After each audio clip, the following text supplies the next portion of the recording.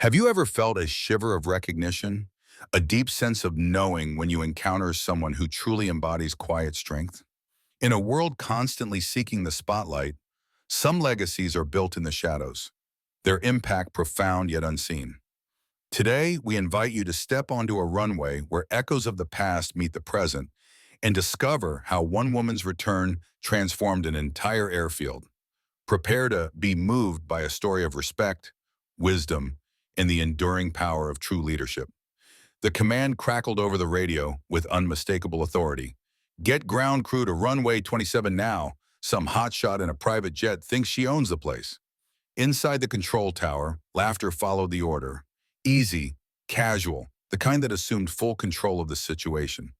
From the windows above, they watched the sleek silhouette of a small jet descending. Crews were already assembling, positioning themselves to halt the aircraft before it could set down where it wasn't welcome. But the moment the plane taxied to a stop and the pilot stepped onto the tarmac, every sound seemed to evaporate. Conversations cut short mid-sentence. Jokes died on smirking lips. Even the engine hum faded into something eerily distant. All eyes locked on the figure emerging from the cockpit. Who was this woman, and how could her presence alone silence an entire runway? Commander Rachel Kaine, age 43, former commanding officer of West Point Air Force Base, a legend among the ranks. Her name, even 3 years into retirement, still carried weight. Her campaigns had redefined air defense strategy for a generation. Quiet yet formidable, she wasn't the kind to demand attention, yet she always had it. Her hands, still steady as ever, had guided her personal L-39 Albatross toward the airfield without a tremble. Each maneuver precise, every vector and frequency still hardwired into her instincts, even after years away. Since her medical retirement, Rachel had lived a life of calm anonymity. She'd stepped out of the limelight, choosing peace over the grind of command. Still, her legacy lingered like jet contrails in a clear sky. Long after the plane had vanished, the trace remained. So when the base extended an invitation to return for its annual air show, she accepted, but not in the fashion they likely expected. No official escort, no grand announcement, just Rachel, her jet, and the runway that had been the backbone of her entire career. Runway 27 wasn't just asphalt to her, it was a personal monument. She had first touched down there as a rookie pilot, nerves brimming with youthful adrenaline. It was also where she had once stood in uniform, waiting to welcome her teams home from deployments, some joyful, some solemn. Every footstep she had taken on that stretch of pavement was imprinted with memory.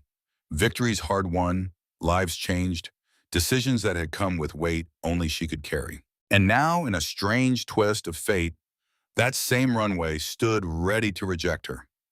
The current ground crew, young and unaware, saw only an unscheduled jet approaching their restricted airspace. To them, this was a breach. No call sign they recognized, no clearance pre-approved. All they had was radar showing an L-39 approaching their primary military runway. Alert protocols were triggered immediately.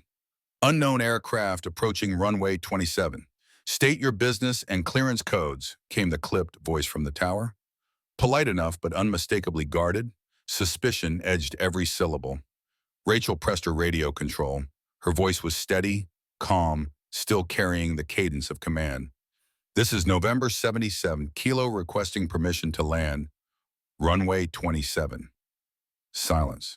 Then, negative November 77, Kilo. Runway 27 is restricted. Divert to civilian parking area Delta.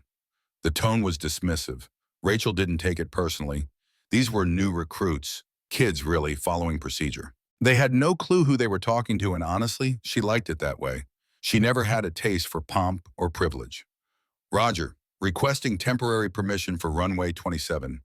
I have business with base command. A longer pause. The voice that returned was sharper, visibly irritated now. Ma'am, I don't care what business you think you have. Civilian aircraft use designated areas. Comply immediately, or ground crews will escort you away. Through her canopy, she could already see them moving, vehicles flanking both ends of the runway, personnel stepping into position with precision. Their motions were crisp but casual, like this was just another training scenario. No real danger, just a civilian pilot with more money than sense. trying to play Maverick on a military airstrip. And still, Rachel didn't flinch. It was almost funny, being blocked from the very runway she used to command. Years ago, no plane touched down on this stretch of Earth without her say-so. Now she was the one being told to divert, her presence an inconvenience. But there was no bitterness in her, just a quiet inner smile. These airmen were doing their jobs. They were sharp, efficient, and confident in their authority. She respected that. She even admired it.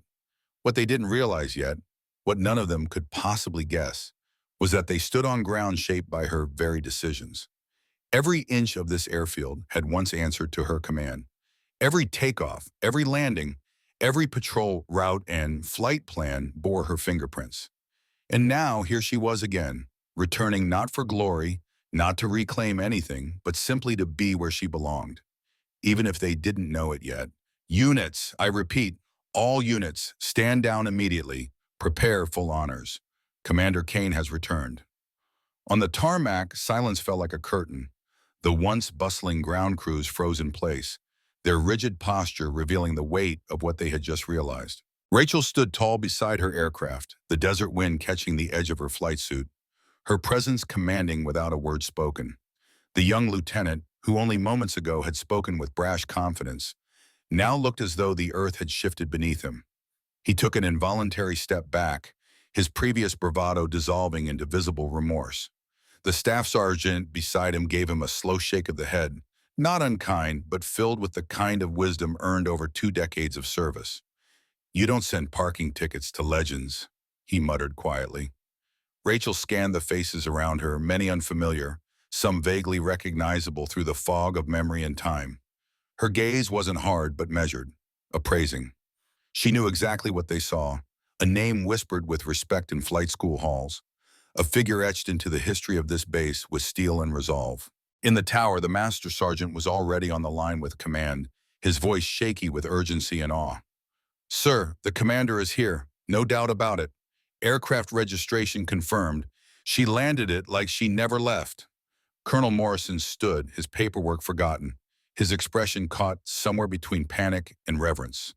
Though he had never met her, her reputation had been part of his orientation packet, highlighted, underlined, and emphasized by every superior officer as someone whose shadow stretched across more than just command records. He straightened his uniform, smoothing his collar with trembling fingers. "Get the honor guard in position," he ordered. "Notify every senior officer on base, and someone make sure there's coffee in the briefing room, the good kind."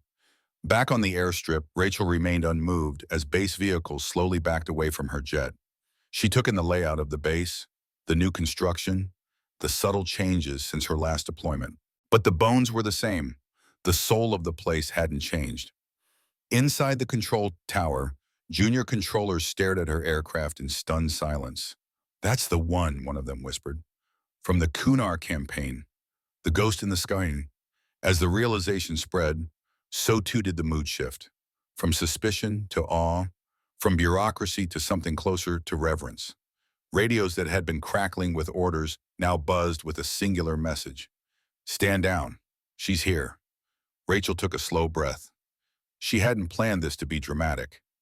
She'd come back for a reason, though she knew it would take time before everyone understood why.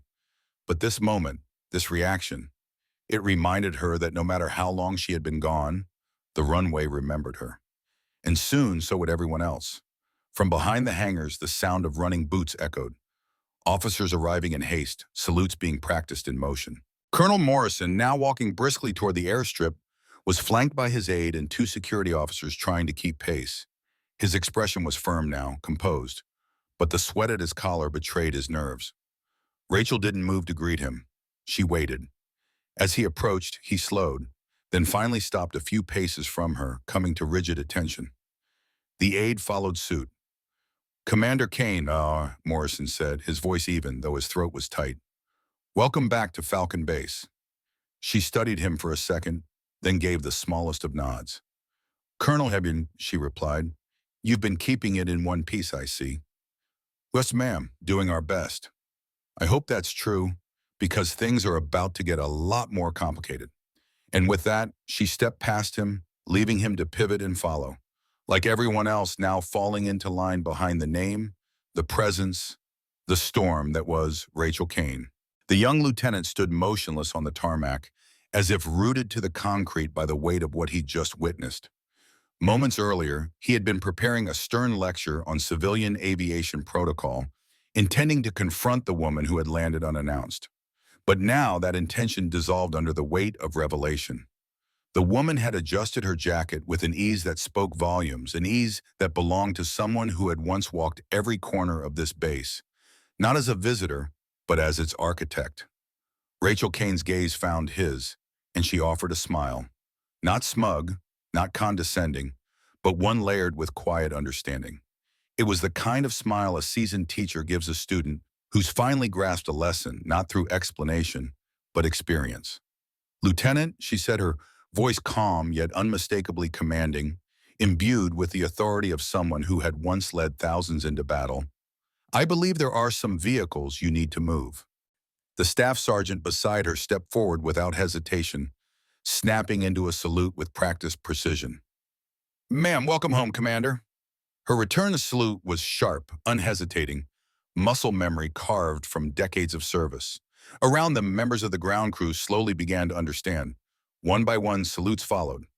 The older veterans saluted with reverence. The younger personnel followed suit, some puzzled, some awed, all watching history unfold in real time. "At ease," Rachel told them, her tone warm but firm.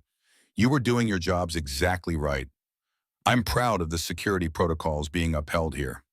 The young lieutenant, still flushed with embarrassment, finally found his voice, albeit shaky. "Ma'am, we didn't know. Your aircraft wasn't listed on any VIP manifest." Rachel looked at him gently, her voice softened but steady. "You followed procedure. That's exactly what a good officer should do. You did well, son. But next time when Sergeant Martinez says something feels familiar, you might want to listen." The irony was thick. The very protocols they had tried to enforce were hers. The systems designed to keep unauthorized aircraft out. She had written those rules. She had carved the playbook from which they now operated. They tried to deny her entry, not realizing the door they were guarding was one she'd once built. They thought they were teaching her a lesson. In truth, they were about to receive one, about reverence, about legacy, about what it means to truly command. What defines a commander? The insignia on their collar? The formality of their paperwork? Or is it the silent shift in atmosphere when they step back onto sacred ground and every eye turns toward them in recognition? Some leaders don't need to raise their voice to be heard. Some legends only need to reappear for an entire generation to rise and salute. Elsewhere on base, things were already in motion. Classified files began to emerge from locked cabinets, pulled hastily by officers who hadn't touched them in years. Inside the command center, Colonel Morrison's aides spread out documents across a long conference table, file after file, each one more staggering than the last. Top secret stamps, blacked out mission briefs, commendations from presidents. "Sir," the aide said, his voice hushed, reverent, "Commander Kaine's record, it's unlike anything I've seen." Colonel Morrison scanned the papers, his brow furrowing in growing disbelief.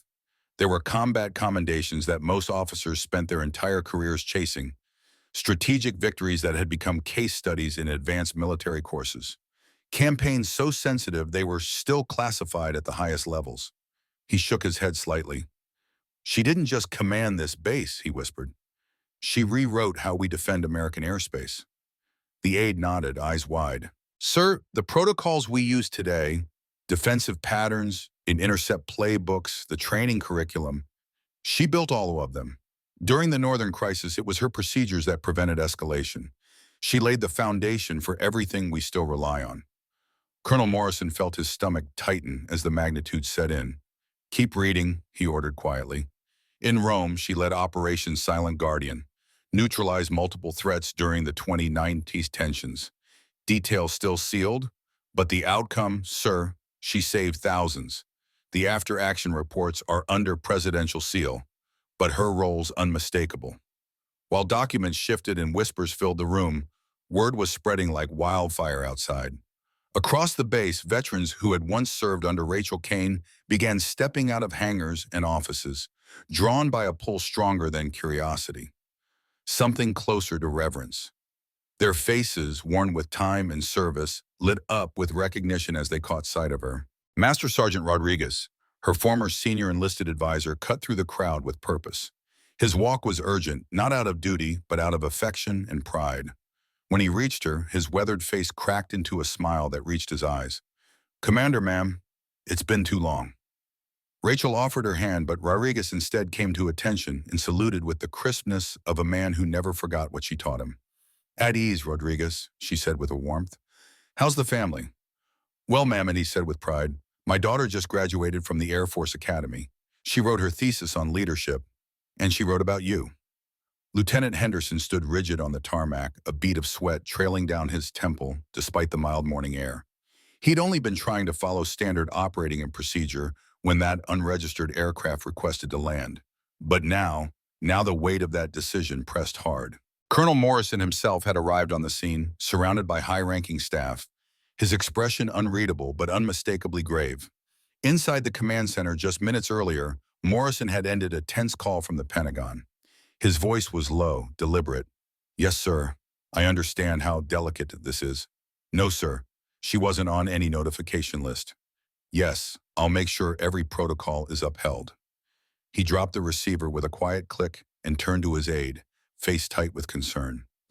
"The Pentagon wants a full briefing on her presence here.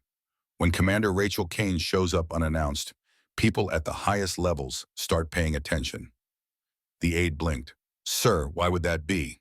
Morrison gestured to a collection of classified files open before him. "Because officers like Rachel Kaine don't simply retire. They become strategic assets. If she's here, without warning, it means something big may be coming." Now, facing Henderson on the airstrip, Morrison didn't bother hiding the edge in his tone.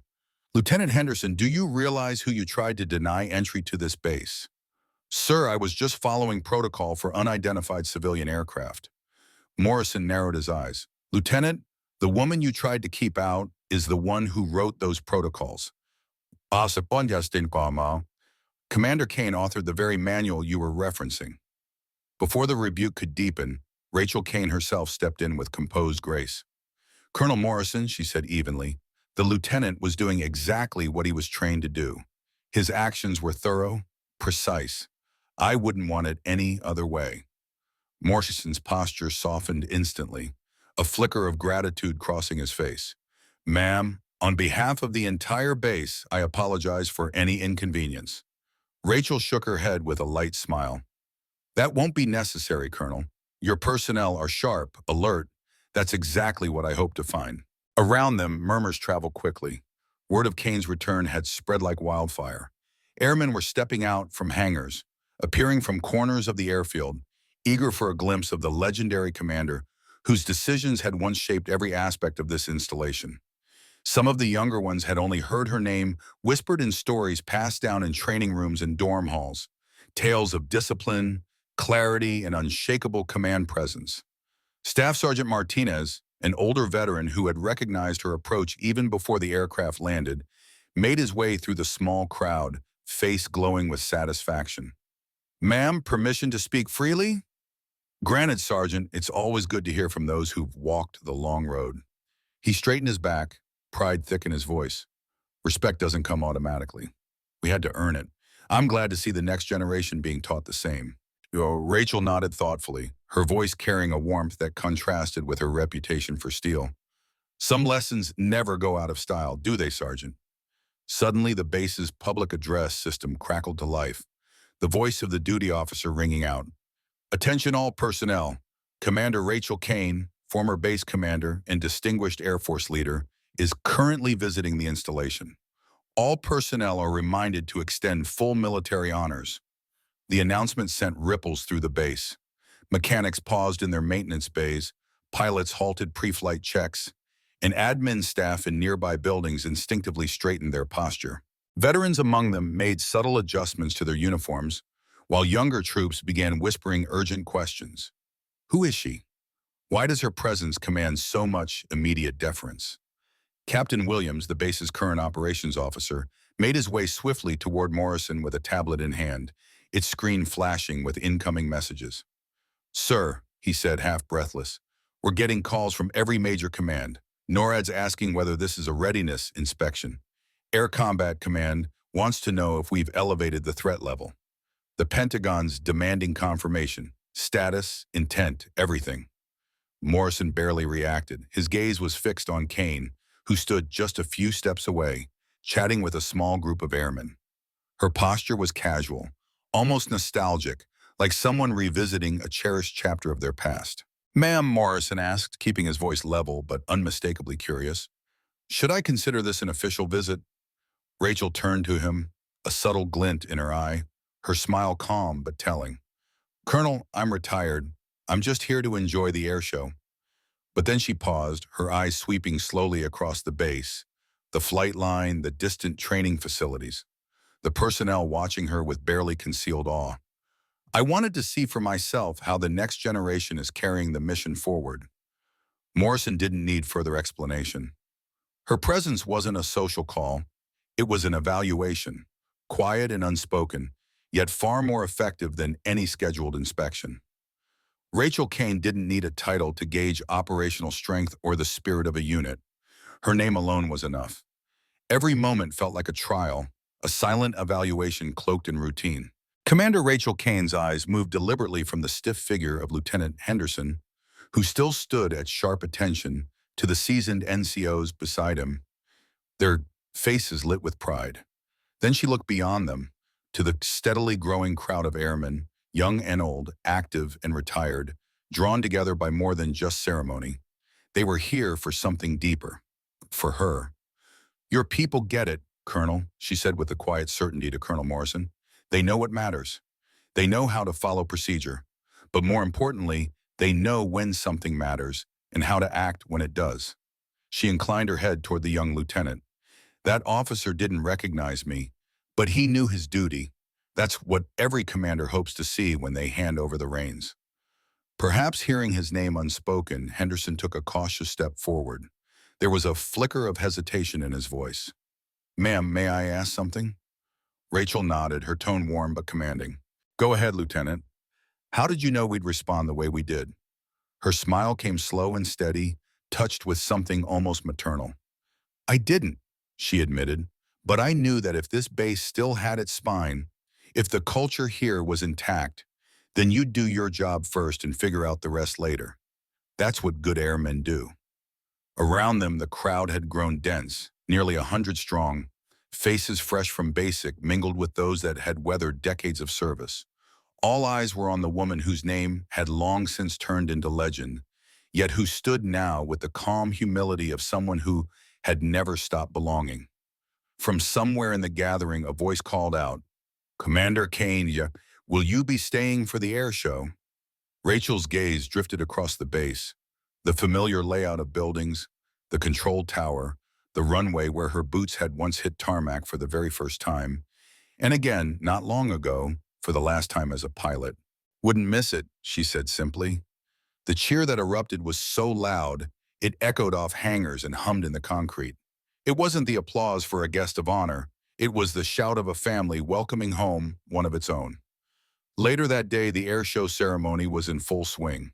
Rachel stood behind the podium, an old friend almost, where she had once delivered mission briefings and morning orders.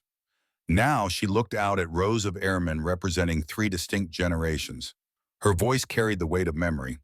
When I landed on runway 27 as a young second lieutenant, she began, I thought I understood service. I had the rank, I had the training, but this base showed me otherwise.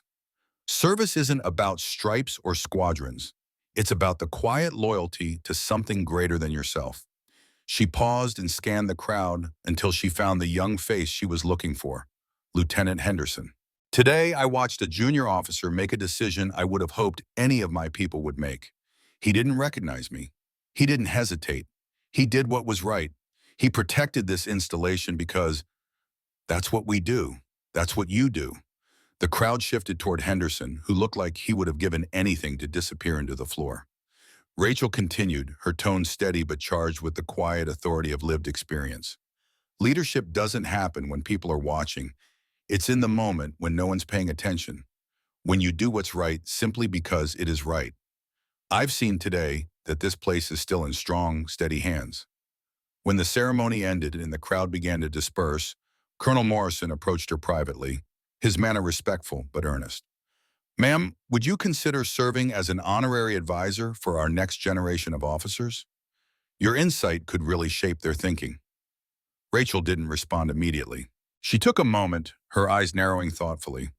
I'd be honored, Colonel, but on one condition. Anything, Morrison replied without hesitation. Lieutenant Henderson becomes my liaison, she said, her tone firm, but not unkind. I want officers who understand that procedures aren't red tape. They're what protects something precious. Morrison's face broke into a broad, genuine smile. Consider it done. That afternoon, the base saw one of its more amusing developments. Down on the flight line, Lieutenant Henderson found himself unexpectedly reassigned. His new task was to oversee the cleaning of Commander Kaine's L-39 Albatross. Every inch of the aircraft was to be polished to a mirror shine under the careful eyes of the ever-watchful Staff Sergeant Martinez. Make it sparkle, Lieutenant, Martinez said, handing him a checklist and a bucket of supplies, a bit too cheerfully.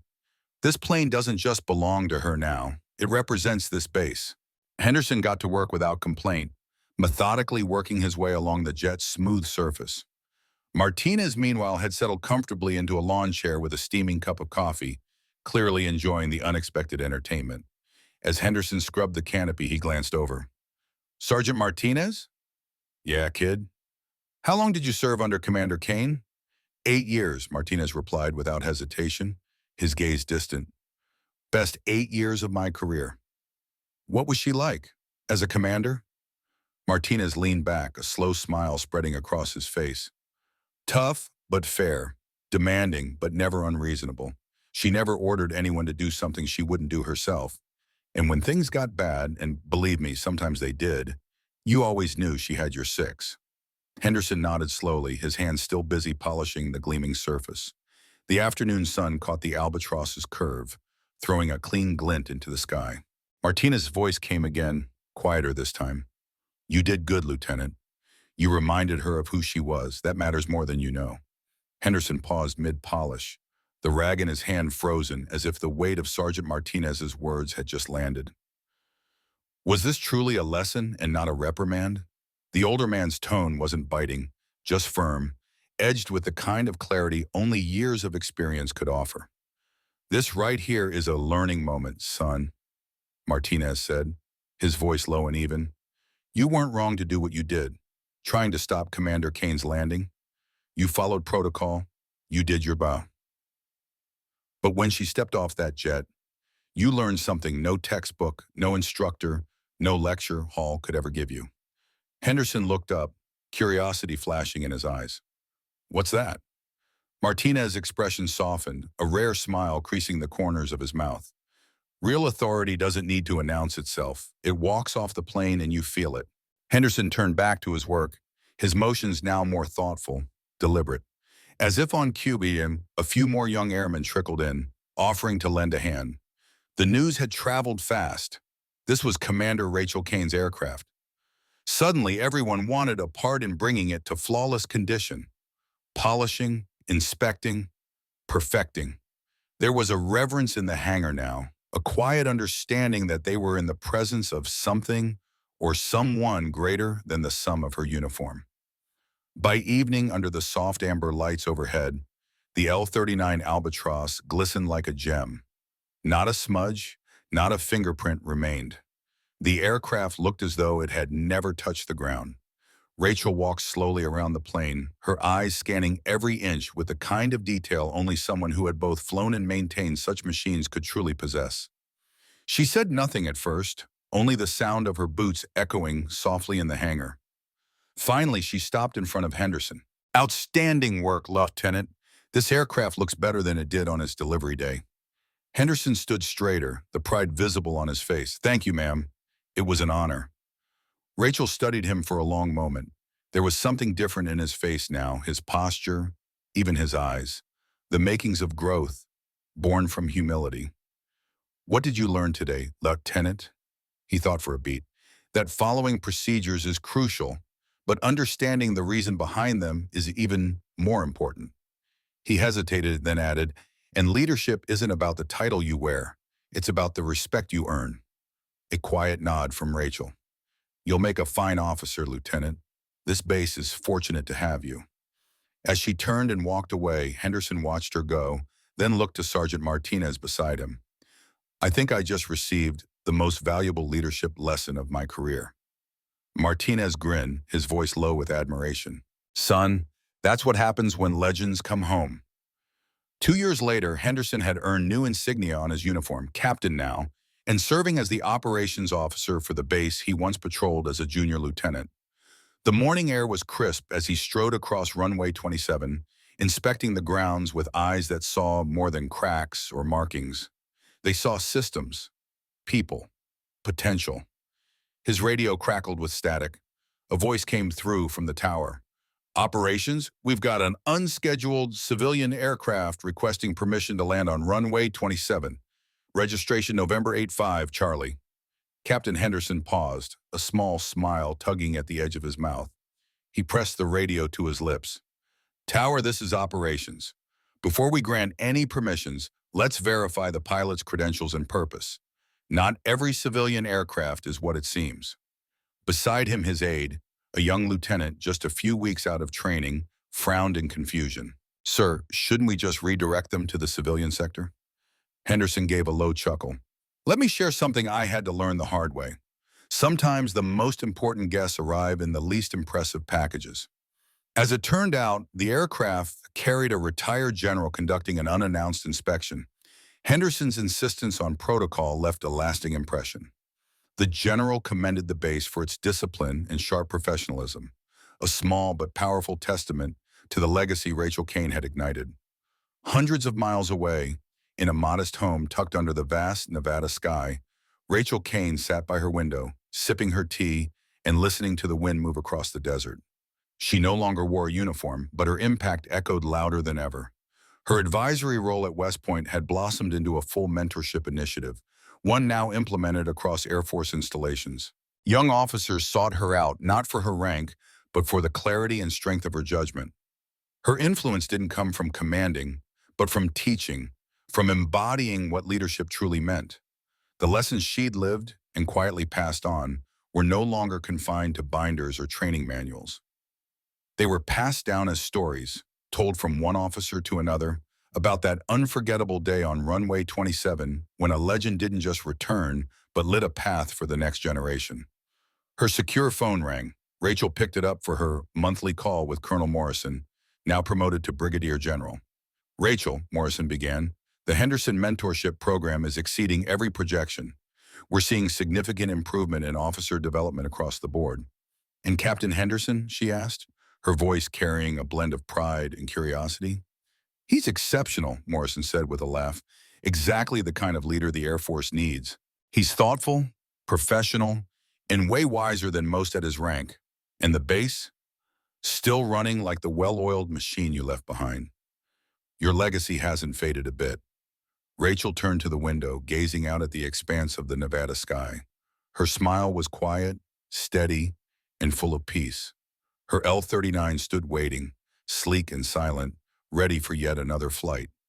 The aircraft looked slightly different now, emblazoned with fresh insignia marking her as an honorary advisor, a title that granted her unrestricted access to any Air Force base in the country. That badge of trust wasn't about privilege. It was a recognition of something earned over years of grit, leadership, and devotion. She was on the phone, so her voice steady. General, what's the status of our next generation readiness? There was a pause, then the general responded with something that resonated deeper than a standard briefing. Because of programs like yours, Rachel, our young officers understand something essential now. They know that respect isn't a gift handed down with rank or medals. It's forged day by day through consistent action, quiet excellence, and an unshakable commitment to a purpose bigger than themselves. Rachel ended the call with no further words. There was no need. She slowly reached for her flight jacket, her fingers brushing the worn fabric that had weathered both altitude and time. Today, like many days before, she was going to show up, unannounced without fanfare, at a new base. Her purpose was simple: to witness how the next generation handled what couldn't be planned for. Real leadership, she believed, was never loud. It didn't need applause or attention. It showed up, it observed, and it left behind something that could not be measured in ribbons or promotions: continuity. She understood something very few did. True leaders didn't seek the spotlight. They ensured the mission outlived them. While personnel rotated, runways were repaved, and towers passed between hands. The echoes of those who had walked those grounds with integrity never faded. Their steps lingered in the concrete, silent yet unforgettable. As her L-39 touched down on runway 27, the silence that greeted her wasn't emptiness. It was reverence, was. Without a single word spoken, everyone there understood what her presence meant. Some names, once etched into the very spirit of a place, never truly depart. Their legacy becomes part of the foundation. Rachel knew command wasn't about being celebrated. It was about being remembered. Quietly, for having stood where others now walk, guiding them forward, even in absence.